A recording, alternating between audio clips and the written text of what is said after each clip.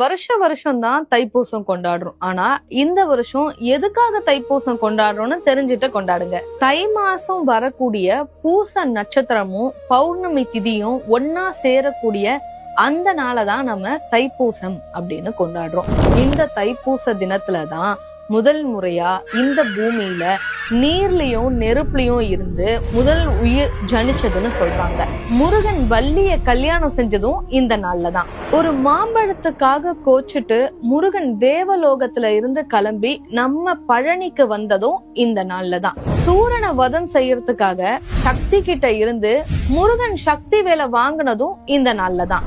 ஸ்ரீரங்கம் ரங்கநாதர் கோவில்ல இருந்து சமயபுரம் மாரியம்மனுக்கு சீர் கொண்டு போறதும் இந்த நாள்லதான். காந்திமதி அம்மன் நெல்லையப்பரோட தரிசனம் கிடைக்கணும்னு தவம் செஞ்சதும் இந்த நாள்லதான். மயிலாப்பூர்ல பாம்பு தீண்டி இறந்து போன பூம்பாவையோடைய அஸ்திய மட்டுமே வச்சு மீண்டும் உயிர் பிழைக்க செஞ்சது இந்த நாள்லதான். இது மட்டும் இல்லைங்க, கலியுகத்துல நடந்த ஒரு அதிசயத்தை தான் அடுத்து சொல்ல போறேன்.